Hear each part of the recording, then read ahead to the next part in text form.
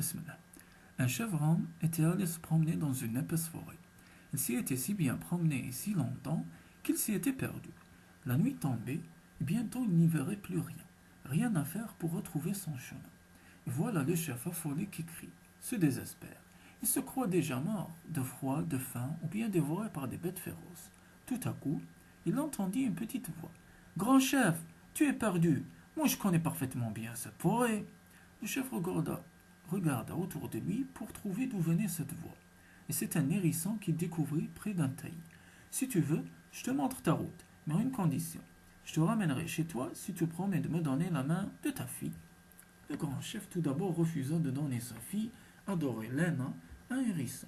Il lui proposa de l'or et de l'argent. Mais le hérisson ne voulut rien entendre. Finalement, le chef, qui avait tellement peur de ne jamais retrouver son chemin, accepta le marché et promit au hérisson la main de sa fille. Tous deux se mirent en marche. L'un guidant l'autre, ils arrivèrent au village. Là, jugez la scène. Lena, la fille du chef, belle comme le jour, qui crie tout ce qu'elle sait qu'elle n'épousera jamais un hérisson, il n'en est pas question. Elle va jusqu'à dire à son père qu'il a perdu la raison. Mais le père réplique en disant qu'il est le chef, qu'il a promis et qu'il n'est pas question de revenir sur sa parole, etc., etc.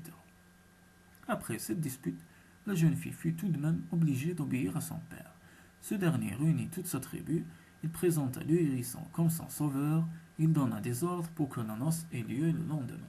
Au grand désespoir de Lena, tous les invités, une fois leur première surprise passée, ne pouvaient s'empêcher de pouffer de rire en félicitant les futurs époux.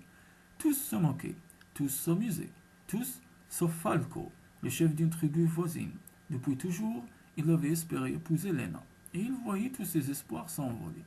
La nuit venue, tout le monde était allé se coucher.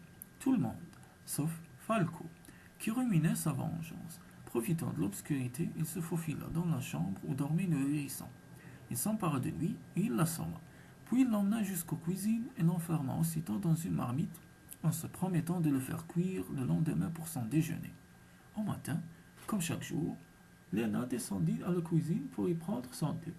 En soulevant le couvercle de la marmite, elle découvrit le corps sans vie du hérisson. Comme elle avait bon cœur, cela lui fit de la peine. Quelques larmes coulèrent de ses yeux et vinrent atterrir sur le corps du hérisson. Et voilà que tout à coup, ô miracle, le hérisson disparut, et à sa place surgit un beau et séduisant jeune homme. Ce dernier s'agenouilla devant la jeune fille et lui baisa les mains en la remerciant chaleureusement.